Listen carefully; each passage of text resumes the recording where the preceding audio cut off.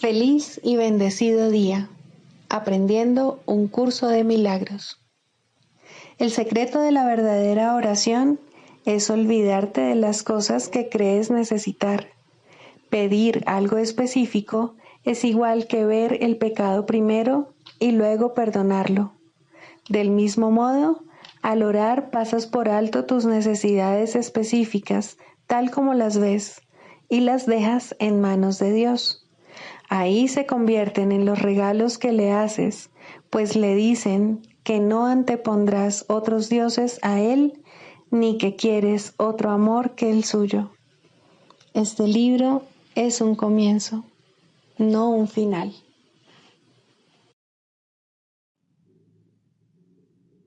Del prefacio, que postula, párrafo 7.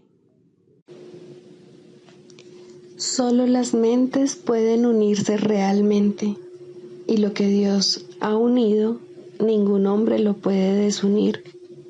No obstante, la verdadera unión, que nunca se perdió, solo es posible en el nivel de la mente de Cristo. El pequeño yo procura engrandecerse, obteniendo del mundo externo aceptación, posesiones y amor.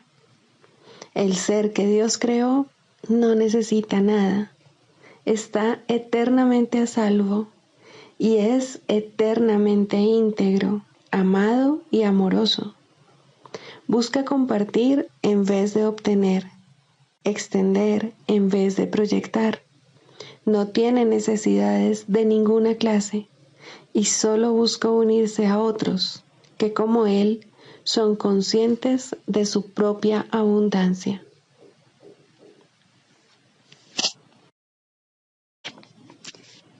Introducción. Este es un curso de milagros. Es un curso obligatorio.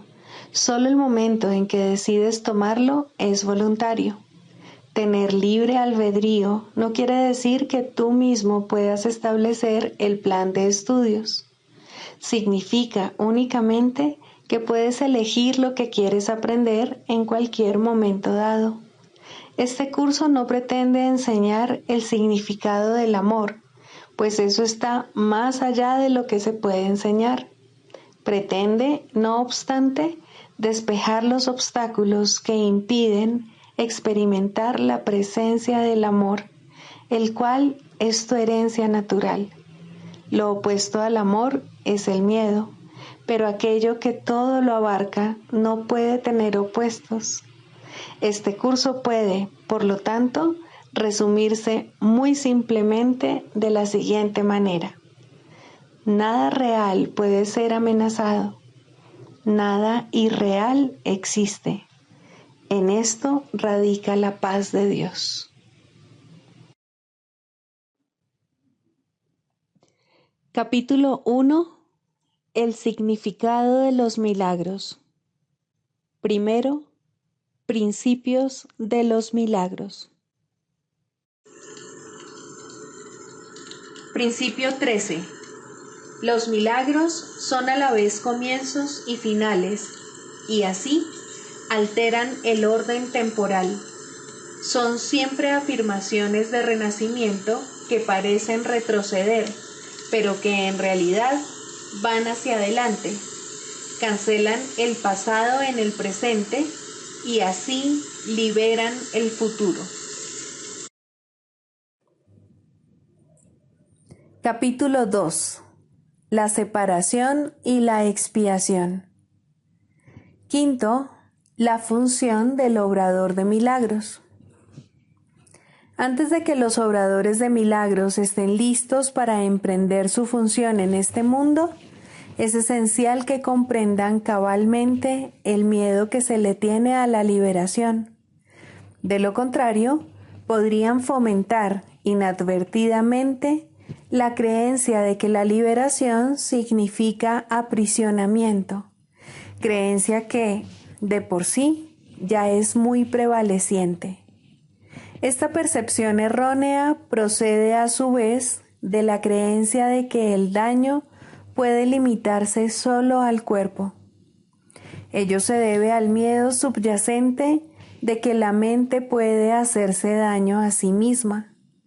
Ninguno de esos errores es significativo, ya que las creaciones falsas de la mente en realidad no existen.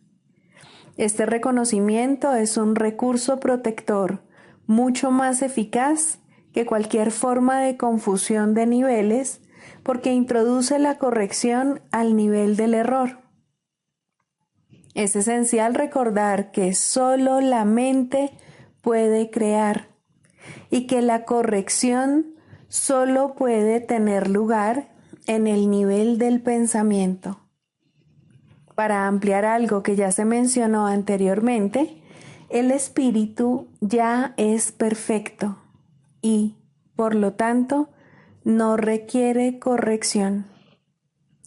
El cuerpo no existe excepto como un recurso de aprendizaje al servicio de la mente. Este recurso de aprendizaje, de por sí, no comete errores porque no puede crear. Es obvio, pues, que inducir a la mente a que renuncie a sus creaciones falsas es la única aplicación de la capacidad creativa que realmente tiene sentido.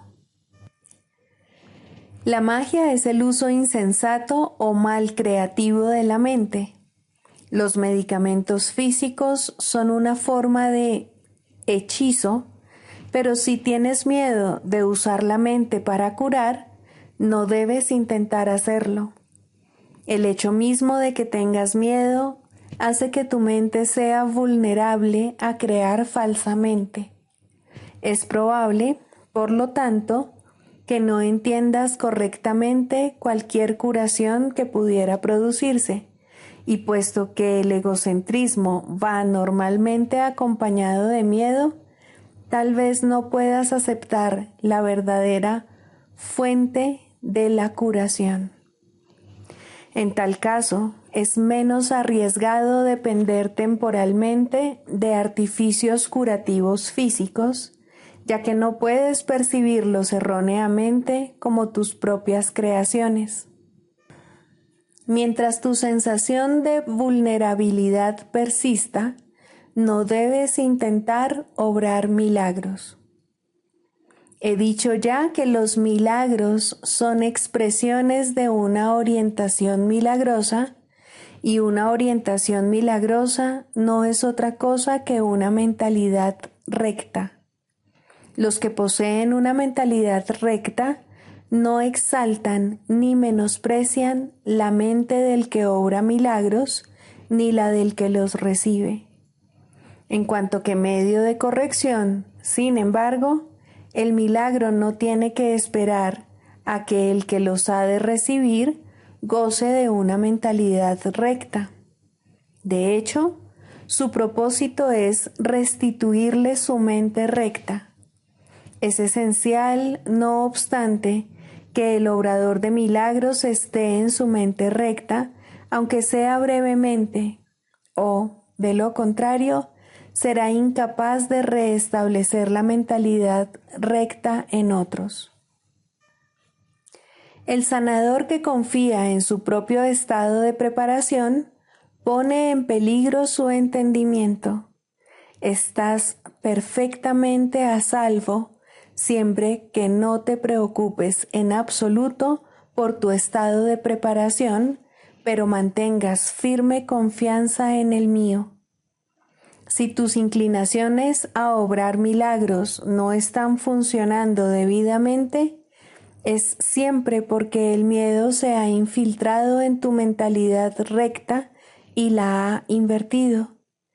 Toda forma de mentalidad no recta es el resultado de negarte a aceptar la expiación para ti mismo. Si la aceptases, estarías en una posición desde la que podrías reconocer que los que tienen necesidad de curación son simplemente aquellos que aún no se han dado cuenta de que la mentalidad recta es en sí la curación. La única responsabilidad del obrador de milagros es aceptar la expiación para sí mismo. Esto significa que reconoces que la mente es el único nivel creativo y que la expiación puede sanar sus errores. Una vez que hayas aceptado esto, tu mente podrá solamente sanar.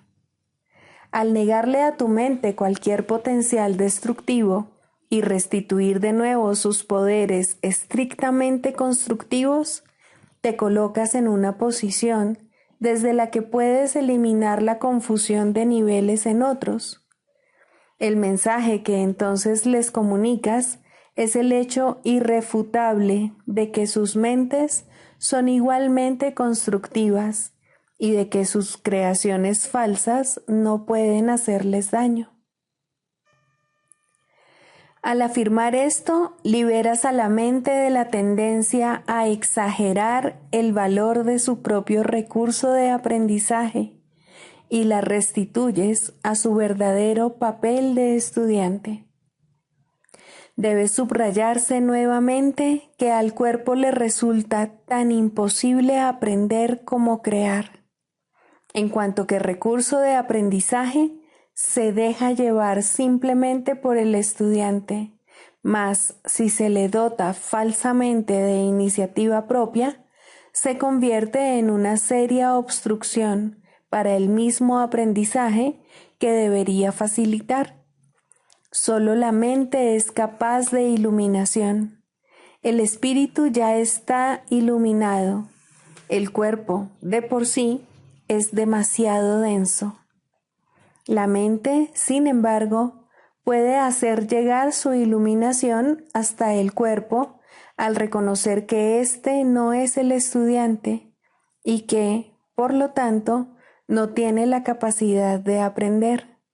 Es muy fácil, no obstante, poner al cuerpo en armonía con la mente una vez que ésta ha aprendido a mirar más allá de él hacia la luz. El aprendizaje que verdaderamente corrige comienza siempre con el despertar del espíritu y con el rechazo de la fe en la visión física. Esto frecuentemente entraña temor, ya que tienes miedo de lo que tu visión espiritual te mostraría. Anteriormente dije que el Espíritu Santo no puede ver errores y que solo puede mirar más allá de ellos hacia la defensa de la expiación. No cabe duda de que esto puede producir incomodidad, mas la incomodidad no es el resultado final de la percepción. Cuando se le permite al Espíritu Santo contemplar la profanación del altar, Él mira de inmediato también hacia la expiación. Nada que Él perciba puede producir miedo. Todo lo que resulta de la conciencia espiritual simplemente se canaliza hacia la corrección. La incomodidad se manifiesta únicamente para traer a la conciencia la necesidad de corrección. El miedo a la curación surge, en última instancia, de no estar uno completamente dispuesto a aceptar que la curación es necesaria. Lo que el ojo físico ve no es correctivo, ni tampoco es posible corregir el error mediante ningún medio físicamente visible. Mientras creas en lo que tu visión física te muestra, tus intentos de corregir procederán de un falso asesoramiento. La verdadera visión queda nublada porque te resulta intolerable ver tu propio altar profanado. Mas, como el altar ha sido profanado, tu estado se torna doblemente peligroso, a menos que percibas que así ha sido. Curar es una habilidad que se desarrolló después de la separación, antes de la cual era innecesaria. Es temporal, al igual que todos los aspectos de la creencia en el tiempo y en el espacio. Mientras el tiempo continúe, no obstante, la curación seguirá siendo necesaria como medio de protección. Esto se debe a que la curación se basa en la caridad, y la caridad es una forma de percibir la perfección en otro, aun cuando no puedas percibirla en ti mismo. La mayoría de los conceptos más elevados que ahora eres capaz de concebir dependen del tiempo. La caridad, en realidad, no es más que un pálido reflejo de un amor mucho más poderoso y todo abarcador, el cual está mucho más allá de cualquier forma de caridad que te hayas podido imaginar hasta ahora.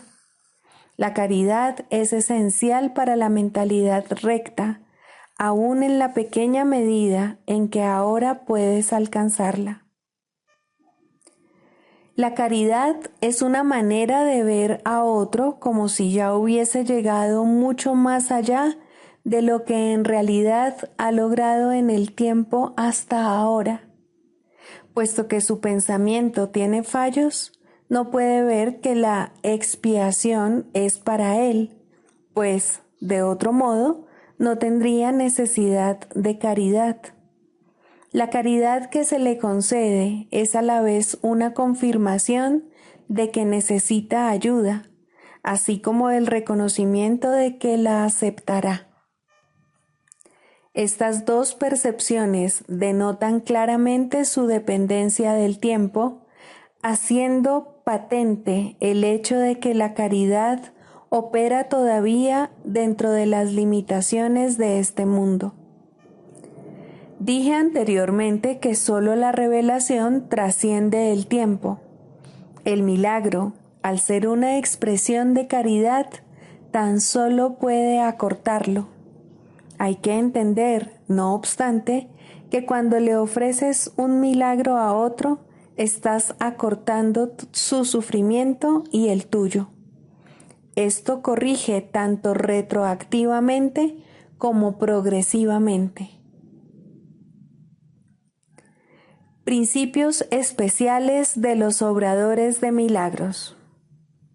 Primero, el milagro elimina la necesidad de tener preocupaciones de rango inferior, puesto que es un intervalo de tiempo que está fuera de las coordenadas temporales en las que normalmente operamos. Las consideraciones normales con respecto al tiempo y al espacio no le afectan. Cuando obres un milagro, yo haré los arreglos necesarios para que el tiempo y el espacio se ajusten a él. Segundo, es esencial hacer una clara distinción entre lo que se crea y lo que se fabrica. Toda forma de curación se basa en esta corrección fundamental de percepción de niveles. Tercero, nunca confundas la mentalidad recta con la mentalidad errada. Reaccionar ante cualquier clase de error, de cualquier forma que no sea con un deseo de sanar, es una expresión de esa confusión. Cuarto, el milagro es siempre la negación de ese error y la afirmación de la verdad.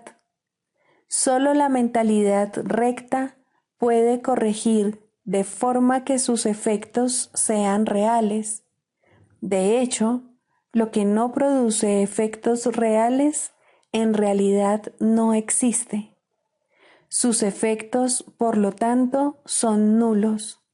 Al no tener contenido substancial, se presta a ser proyectado. Quinto, el poder del milagro para ajustar niveles genera la percepción correcta que da lugar a la curación. Hasta que eso no ocurra, será imposible entender lo que es la curación. El perdón es un gesto vacío, a menos que conlleve corrección. Sin ella, lo que hace es básicamente juzgar en vez de sanar. Sexta, el perdón que procede de una orientación milagrosa tan solo ofrece corrección. No posee elementos de juicio en absoluto. La frase, Padre, perdónalos porque no saben lo que hacen, no evalúa en modo alguno lo que las personas en cuestión están haciendo. Es una petición a Dios para que sane sus mentes. En ella no se hace referencia al resultado del error, pues eso es irrelevante. Séptimo, el precepto sed de un mismo sentir es la aseveración que exhorta a todos a que estén listos para la revelación. Mi ruego, haced esto en memoria mía, es una petición a los obradores de milagros para que colaboren conmigo. Estas dos aseveraciones no pertenecen a un mismo orden de realidad. Solo la última entraña una conciencia de tiempo, ya que recordar es traer el pasado al presente. El tiempo está bajo mi control, pero la eternidad le pertenece a Dios. En el tiempo existimos unos con otros y unos para otros. En la eternidad coexistimos con Dios. Octavo, puedes hacer mucho en favor de tu propia curación y la de los demás si en situaciones en las que se requiere tu ayuda piensas de la siguiente manera. Estoy aquí únicamente para ser útil. Estoy aquí en representación de aquel que me envió. No tengo que preocuparme por lo que debo decir ni por lo que debo hacer, pues aquel que me envió me guiará. Me siento satisfecho de estar donde quiera que Él desee, porque sé que Él estará allí conmigo. Sanaré a medida que le permita enseñarme a sanar.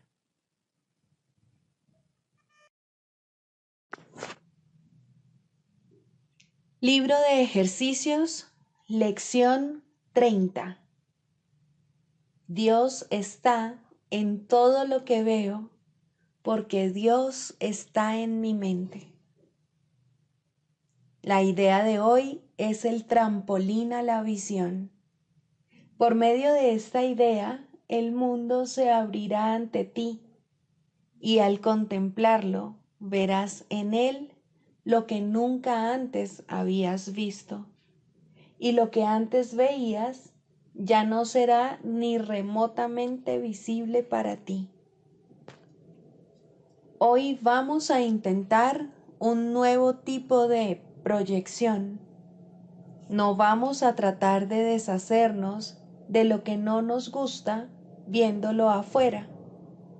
En lugar de ello, trataremos de ver en el mundo lo que está en nuestras mentes, y lo que deseamos reconocer se encuentra ahí. Así pues, estamos tratando de unirnos a lo que vemos en vez de mantenerlo separado de nosotros.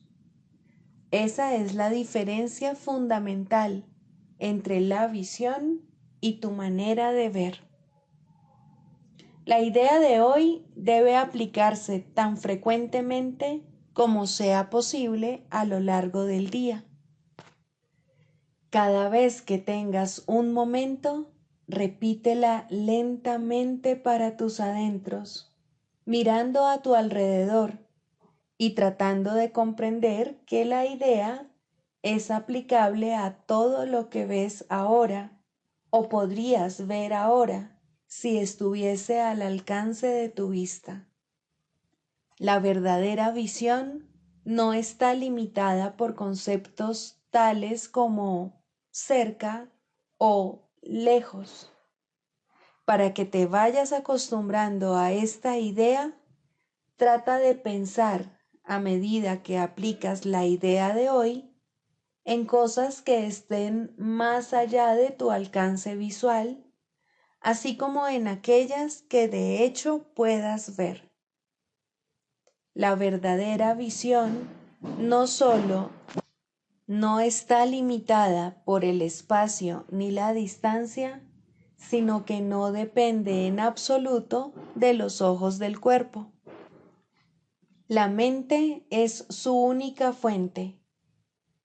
Como ayuda adicional para que te vayas acostumbrando cada vez más a esta idea, dedica varias sesiones de práctica a aplicarla con los ojos cerrados, usando cualquier tema que te venga a la mente, mirando en tu interior en vez de afuera. La idea de hoy es aplicable por igual, tanto a lo uno como a lo otro. Características de los maestros de Dios. 10. Mentalidad abierta. El papel central que ocupa la mentalidad abierta, quizá el último de los atributos que el maestro de Dios adquiere, puede entenderse fácilmente cuando se reconoce la relación que guarda con el perdón. La mentalidad abierta procede de una ausencia de juicios. De la misma manera en que los juicios cierran la mente, impidiéndole la entrada al Maestro de Dios, de igual modo la mentalidad abierta lo invita a entrar. De la misma manera en que la condenación juzga al Hijo de Dios como malvado, de igual modo la mentalidad abierta permite que sea juzgado por la voz de Dios en su nombre. De la misma manera en que la proyección de la culpabilidad sobre él lo enviaría al infierno, de igual modo la mentalidad abierta permite que la imagen de Cristo le sea extendida. Solo aquellos que tienen una mentalidad abierta pueden estar en paz, pues son los únicos que ven razones para ello. ¿Cómo perdonan los que tienen una mentalidad abierta? Han renunciado a todas las cosas que les impediría perdonar. Han abandonado realmente al mundo y han permitido que éste les sea restaurado con tal frescura y en júbilo tan glorioso que jamás hubiesen podido concebir un cambio así. Nada es ahora como era antes. Todo lo que antes parecía opaco y sin vida, ahora no hace sino refulgir. Lo que es más, todas las cosas les dan la bienvenida, ya que ha desaparecido toda sensación de amenaza. Ya no quedan tinieblas que oculten la faz de Cristo. Ya se ha logrado el objetivo. El perdón es la meta final del programa de estudios, pues allana el camino para lo que se encuentra más allá de todo aprendizaje. El programa de estudios no hace ningún esfuerzo por excederse de su verdadero objetivo. El perdón es su único objetivo, en el cual converge en última instancia todo aprendizaje. Ciertamente eso es suficiente. Habrás notado que la lista de atributos de los maestros de Dios no incluye las características que constituyen la herencia del Hijo de Dios. Términos tales como amor, inocencia, perfección, conocimiento y verdad eterna no aparecen en este contexto, pues no serían apropiados aquí. Lo que Dios ha dado está tan remotamente alejado de nuestro programa de estudios que el aprendizaje no puede sino desaparecer ante su presencia. Sin embargo, mientras su presencia esté velada, el enfoque ha de centrarse necesariamente en el programa de estudios. La función de los maestros de Dios es llevar al mundo el verdadero aprendizaje. Propiamente dicho, lo que llevan es un desaprendizaje, que es a lo único que se le puede llamar verdadero aprendizaje en este mundo. A los maestros de Dios se les ha encomendado la función de llevar al mundo las buenas nuevas del completo perdón. Bienaventurados son en verdad, pues son los portadores de la salvación.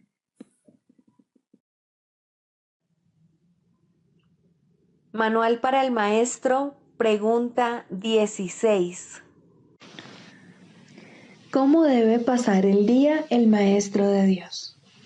Para un maestro de Dios avanzado, esta pregunta es irrelevante. No tiene un programa fijo, pues las lecciones cambian de día en día.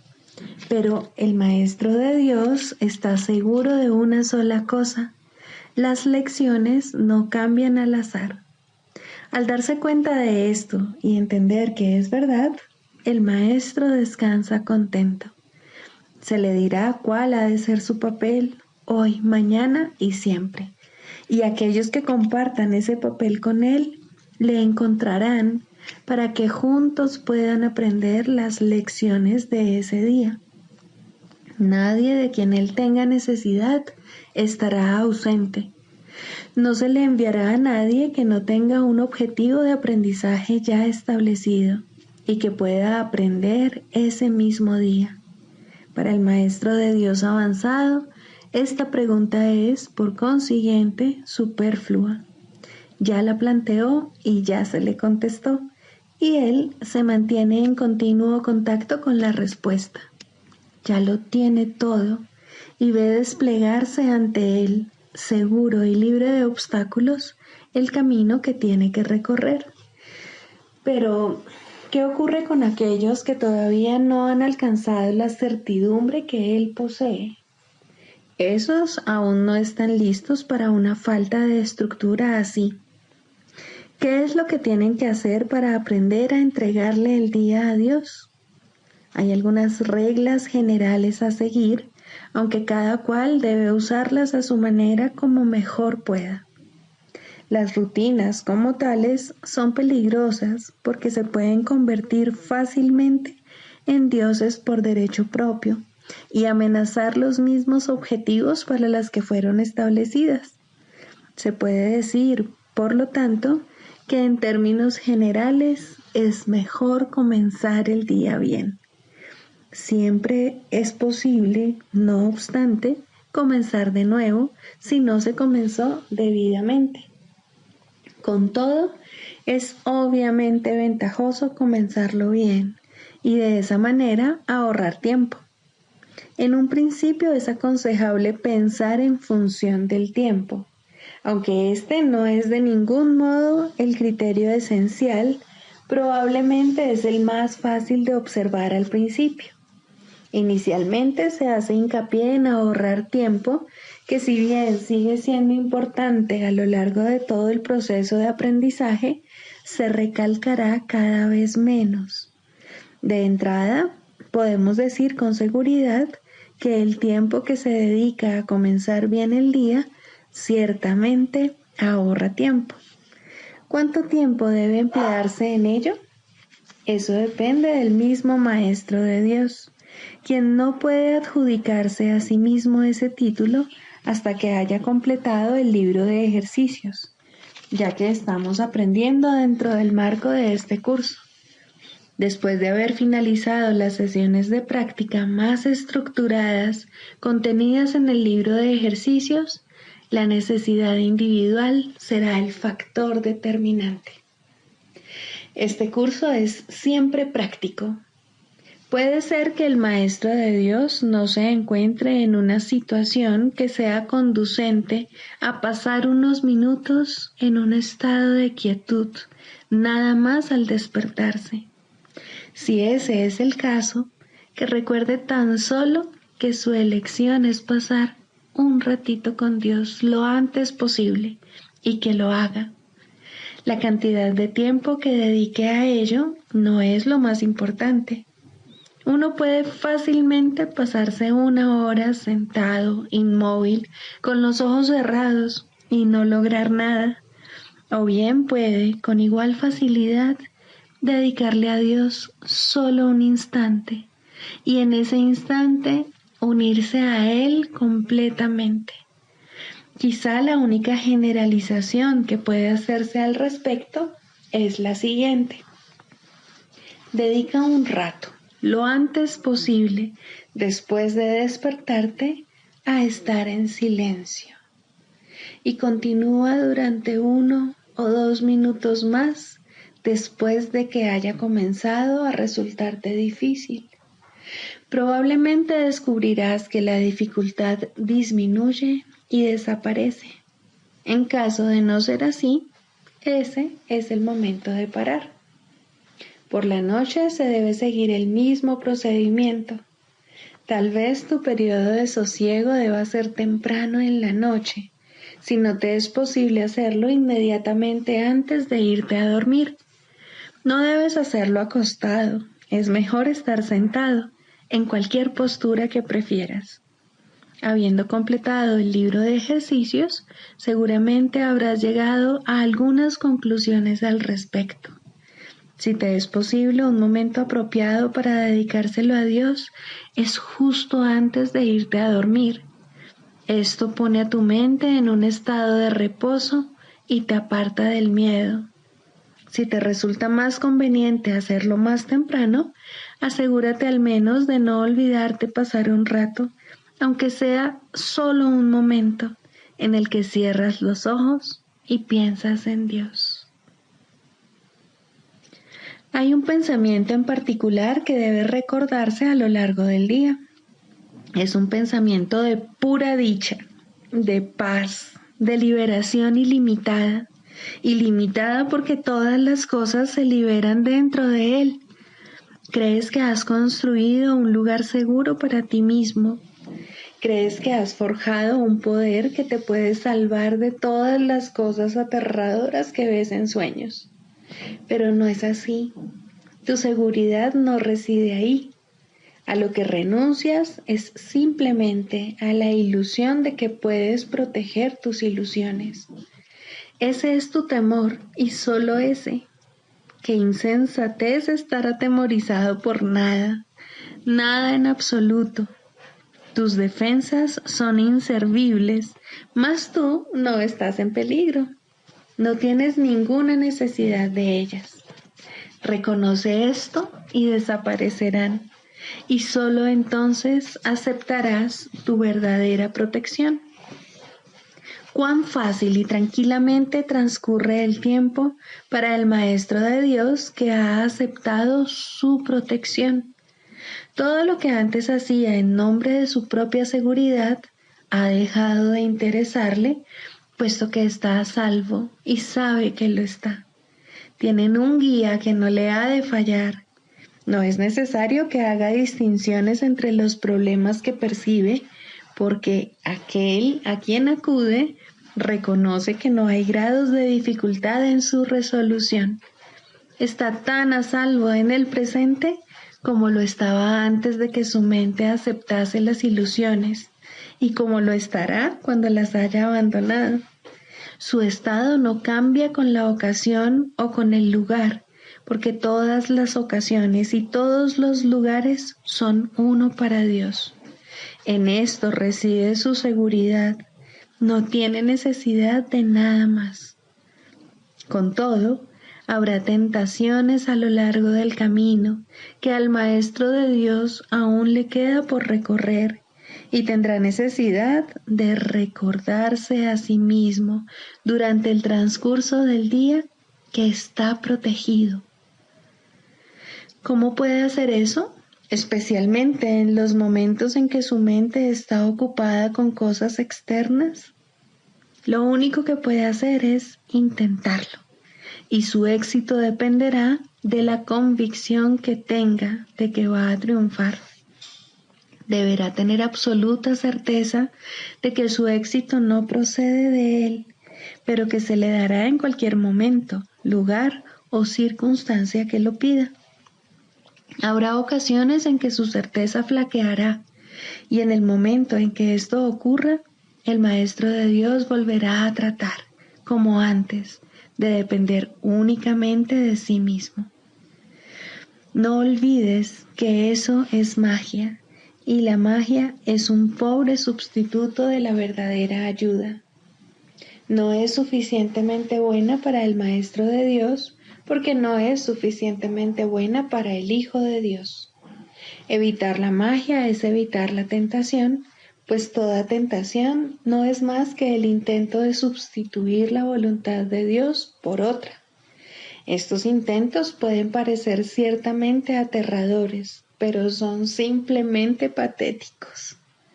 No pueden tener efectos, ya sean buenos o malos, sanadores o destructivos, tranquilizadores o aterradores, gratificantes o que exijan sacrificio. Cuando el Maestro de Dios reconozca que la magia simplemente no es nada, habrá alcanzado el estado más avanzado.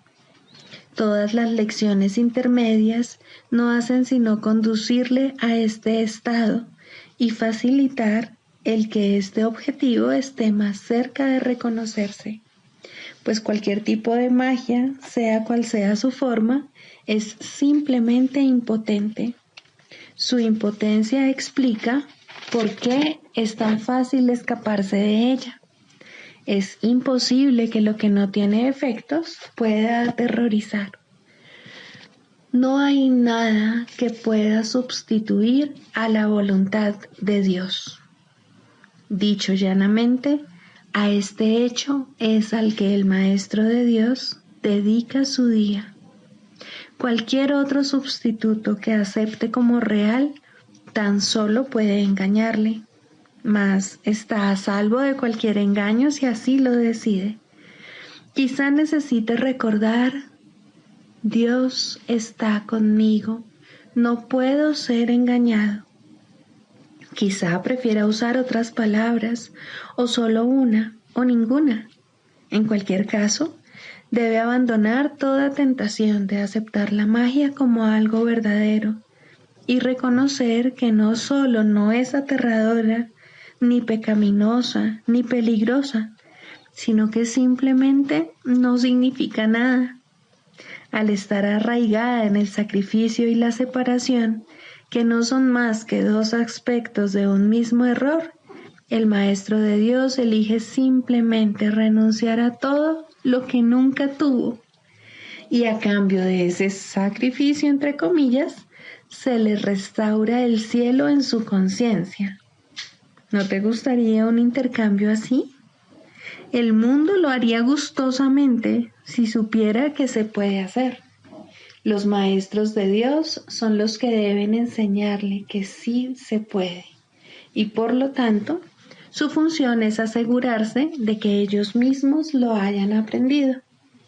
No hay otro riesgo durante el día, excepto el de poner tu confianza en la magia, pues solo eso conduce al dolor. No hay más voluntad que la de Dios. Sus maestros saben que esto es así y han aprendido que todo lo demás es magia. Lo que mantiene viva la creencia en la magia es la ilusión simplista de que la magia da resultado. Los maestros de Dios deben aprender a detectar las diversas formas de magia a lo largo de todo su entrenamiento, cada día y cada hora, e incluso cada minuto y cada segundo, y a percibir el hecho de que no significan nada. Cuando se las deja de temer, desaparecen, y así se vuelve a abrir la puerta del cielo, y su luz puede volver a irradiar sobre la mente que se encuentra en paz.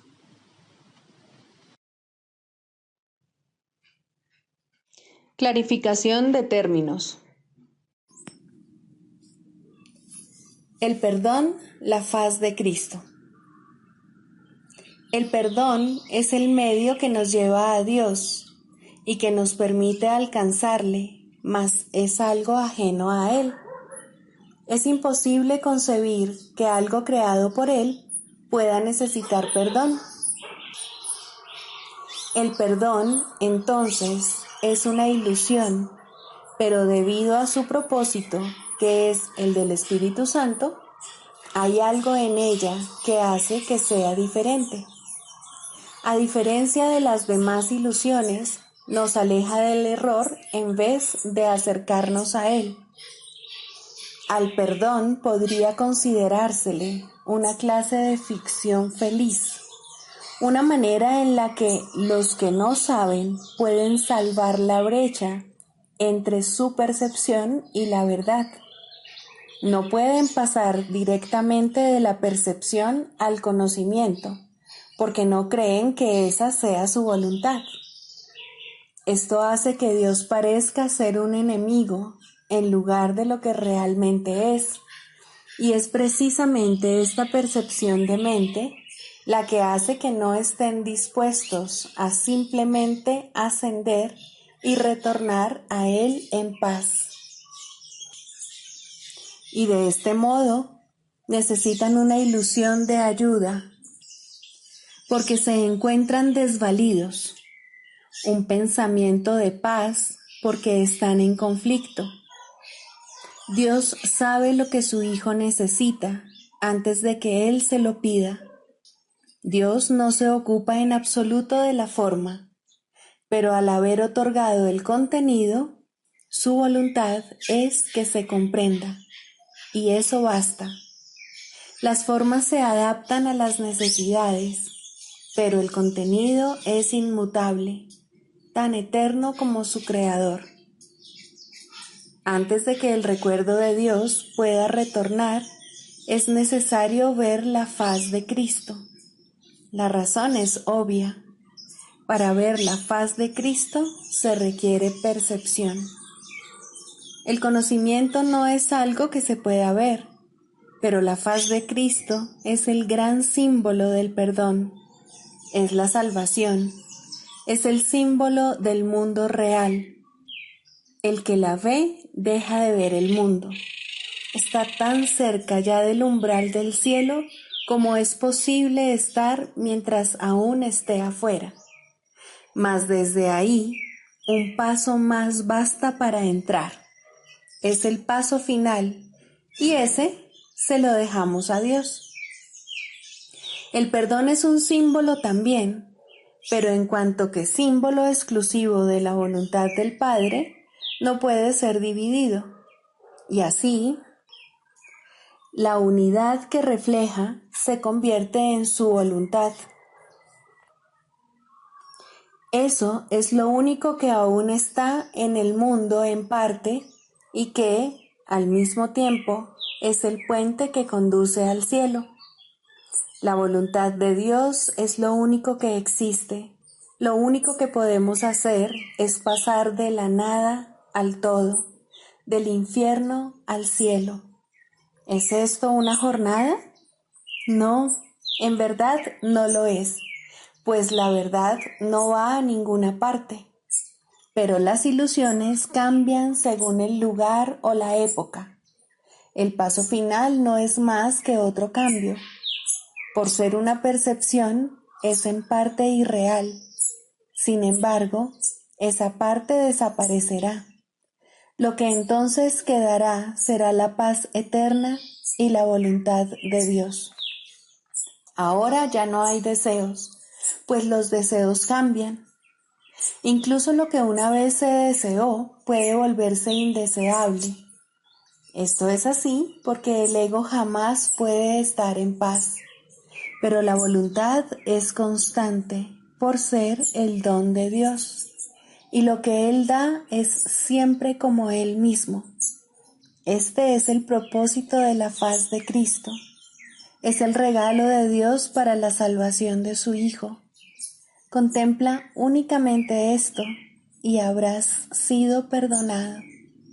Cuán hermoso se vuelve el mundo en ese instante en el que ves la verdad acerca de ti mismo reflejada en él. Ahora estás libre de pecado y contemplas tu impecabilidad.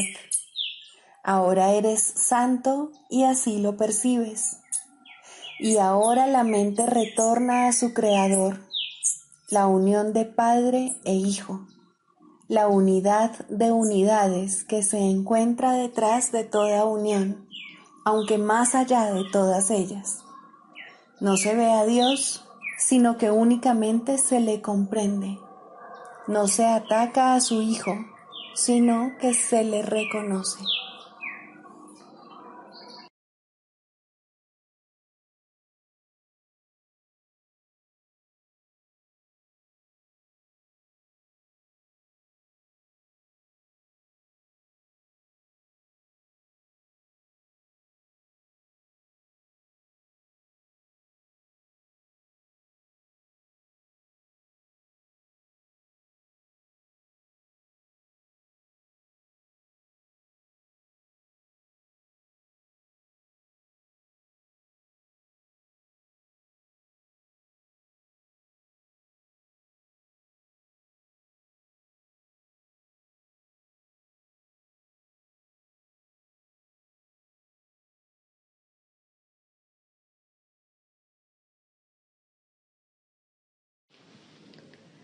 El proceso de la psicoterapia. Cuarto, el proceso de la enfermedad. De la misma manera en que toda terapia es psicoterapia, del mismo modo toda enfermedad es enfermedad mental. Es un juicio acerca del Hijo de Dios, y todo juicio es una actividad mental. Un juicio es una decisión que se toma una y otra vez contra la creación y su creador.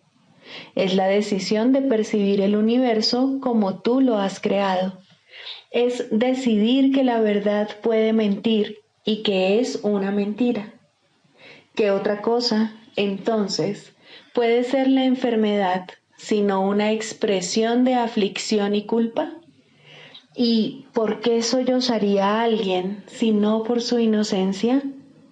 Una vez que al Hijo de Dios se le considera culpable, la enfermedad es inevitable. Es lo que ha pedido y, por ende, es lo que recibirá.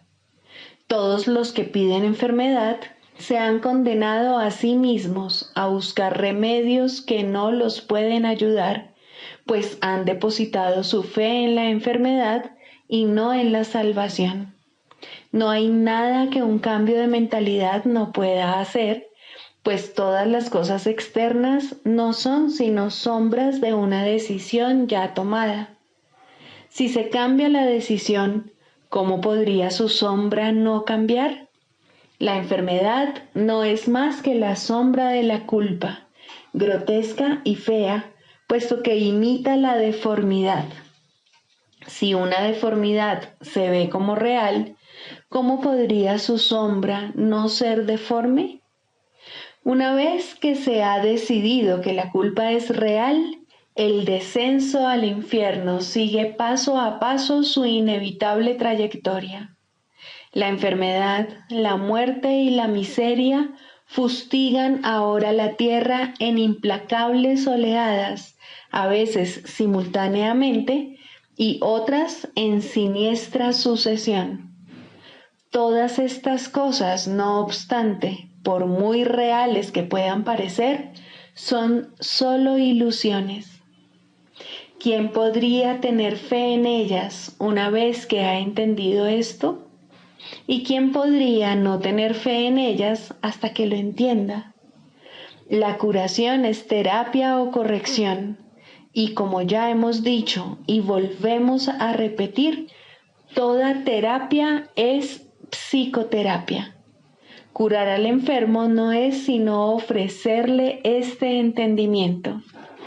La palabra cura ha caído en desprestigio entre los terapeutas más respetables del mundo y con toda razón, pues ninguno de ellos puede curar y ninguno de ellos entiende lo que es la curación.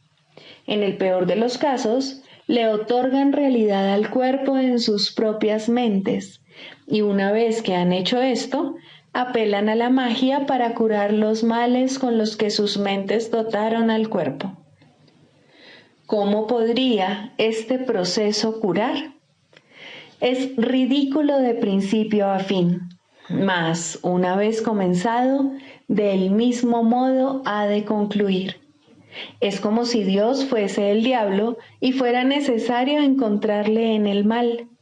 ¿Cómo podría haber amor ahí? ¿Y cómo podría lo enfermo curar? ¿No son acaso estas dos preguntas la misma? En el mejor de los casos, es posible que los sanadores del mundo, y el término sanadores tal vez sea cuestionable aquí, lleguen a reconocer que la mente es la fuente de la enfermedad.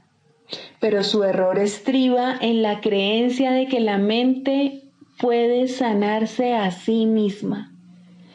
Esto tiene algún mérito en un mundo donde el concepto de grados de error tiene sentido.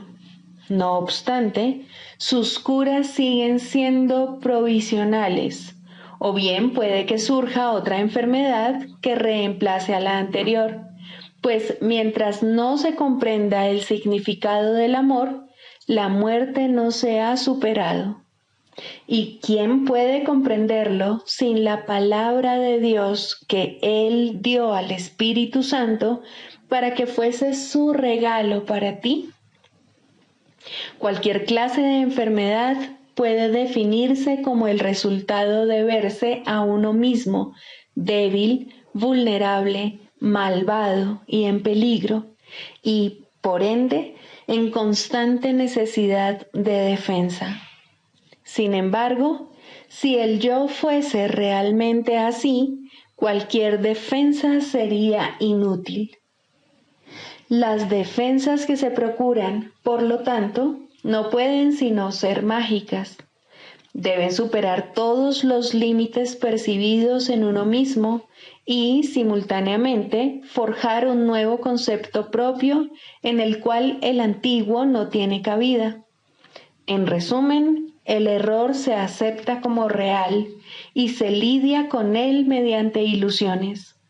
Al haberse llevado la verdad al ámbito de las ilusiones, la realidad se ha vuelto una amenaza y se percibe como algo malvado.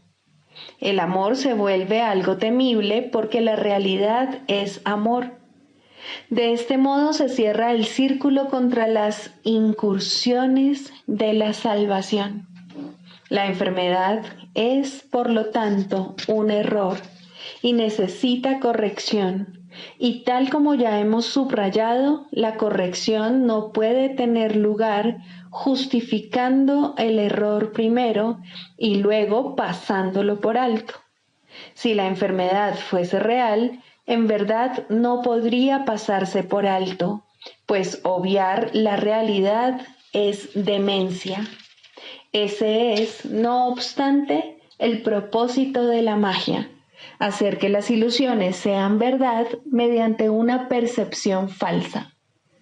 Esto no puede curar porque se opone a la verdad.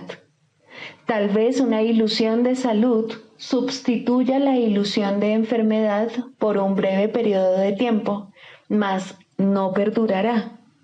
Las ilusiones no pueden ocultar el miedo por mucho tiempo, pues éste forma parte de ellas.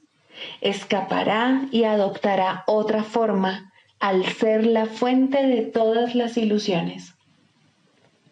La enfermedad es demencia porque toda enfermedad es enfermedad mental y en esto no hay grados. Una de las ilusiones que hace que la enfermedad se perciba como real es la creencia de que la enfermedad varía en intensidad, que el grado de amenaza difiere según la forma que adopte. En esto radica la base de todos los errores, pues todos ellos no son más que intentos de transigir al ver solo una pequeña parte del infierno. Esto es una burla tan ajena a Dios que por siempre ha de ser inconcebible, pero los dementes lo creen porque están locos. Un loco defiende sus ilusiones porque ve en ellas su salvación. Por lo tanto, atacará a todo aquel que trate de salvarlo de ellas al creer que está siendo atacado por él. Este curioso círculo de ataque-defensa es uno de los problemas más difíciles que debe enfrentar el psicoterapeuta. De hecho, esa es su tarea principal, la esencia de la psicoterapia. Al terapeuta se le ve como alguien que está atacando la posesión más preciada del paciente, su imagen propia. Y puesto que esta imagen se ha convertido en la seguridad del paciente, tal como él la considera, el terapeuta no puede sino ser percibido como una verdadera fuente de peligro que hay que atacar e incluso matar. El psicoterapeuta, pues, tiene una enorme responsabilidad. Debe hacer frente al ataque sin atacar y, por consiguiente, sin defenderse. Su tarea consiste en demostrar que las defensas no son necesarias y que la indefensión es fortaleza. Esta debe ser su enseñanza, si quiere que su lección sea que la cordura es seguridad. No puede hacerse suficiente hincapié en el hecho de que el demente cree que la cordura es una amenaza. Este es el corolario del pecado original, la creencia de que la culpa es real y de que está plenamente justificada. Por lo tanto, la función del psicoterapeuta consiste en enseñar que la culpa, al ser irreal, no tiene justificación ni ofrece seguridad alguna. Por consiguiente, siempre será indeseable, además de irreal. Esta única doctrina de salvación es la meta de toda terapia, pues alivia la mente de la insensata carga de culpa que tan fatigosamente arrastra, y de este modo la curación se logra. No se cura el cuerpo, simplemente se le reconoce como lo que es.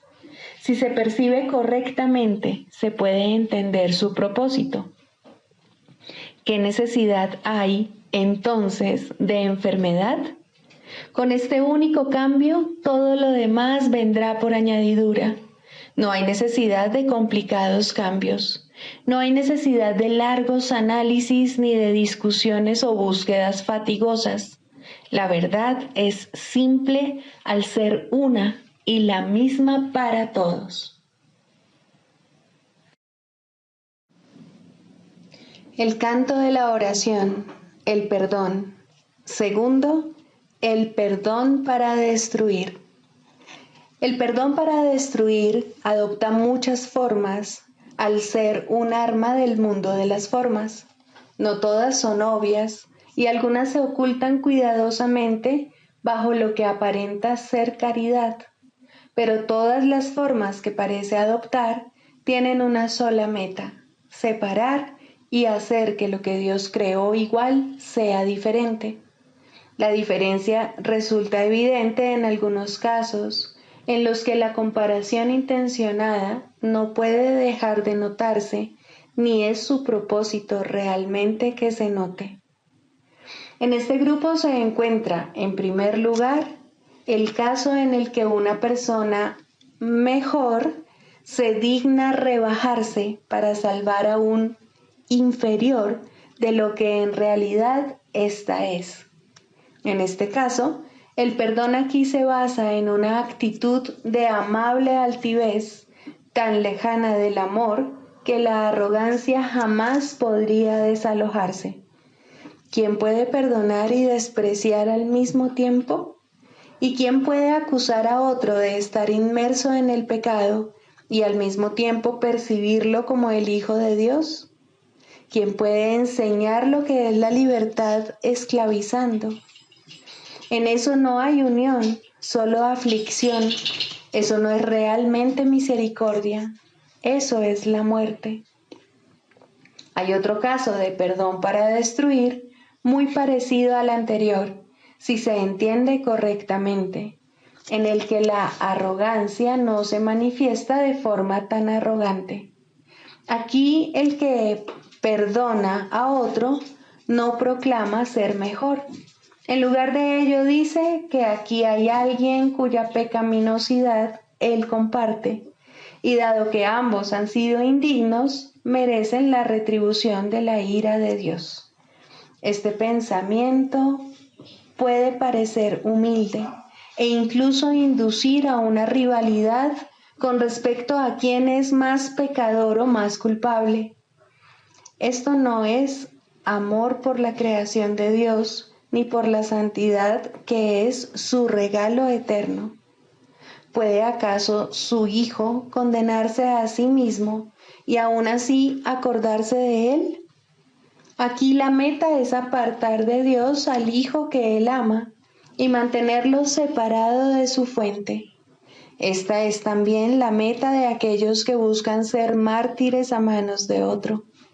El objetivo detrás de esto tiene que verse claramente, pues puede pasar por mansedumbre y caridad en vez de crueldad. ¿No es acaso muestra de misericordia aceptar el rencor de otro y no responder sino con silencio y con una dulce sonrisa? Fíjate qué bueno eres, que soportas con paciencia y santidad la ira y el daño que otro te inflige, sin mostrar el amargo dolor que sientes. El perdón para destruir con frecuencia se oculta tras un manto así. Muestra el rostro del sufrimiento y del dolor como prueba silenciosa de la culpa y de los estragos del pecado. Tal es el testimonio que le ofrece a uno que podría ser su salvador y no su enemigo.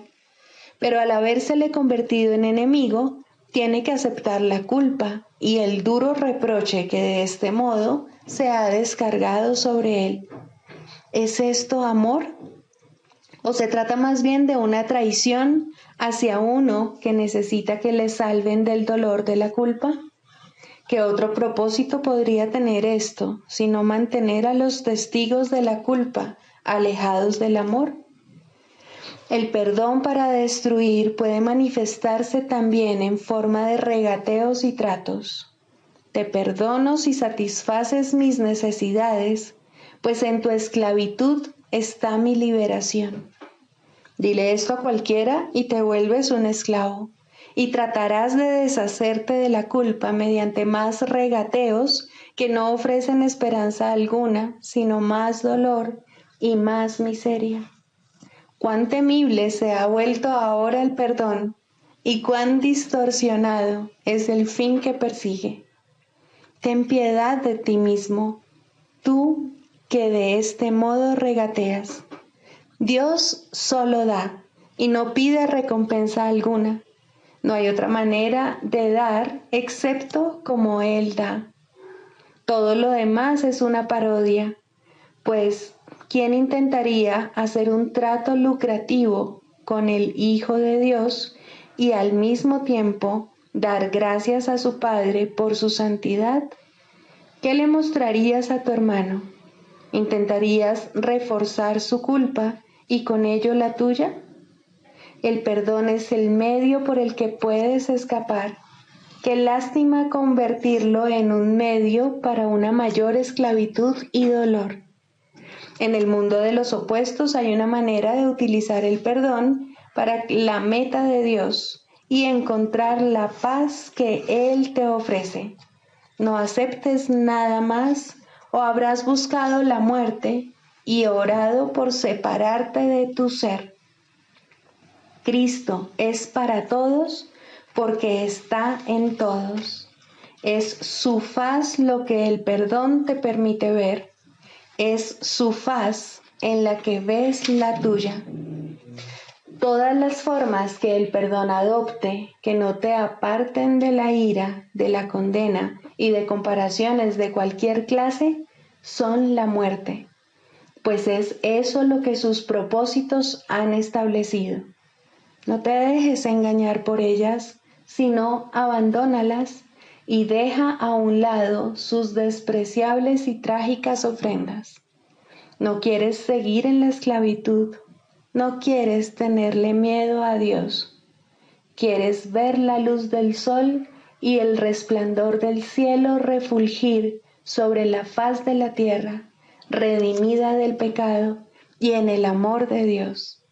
En este punto la oración es liberada junto contigo. Tus alas han quedado libres y la oración te elevará y te conducirá a tu hogar, donde Dios quiere que estés.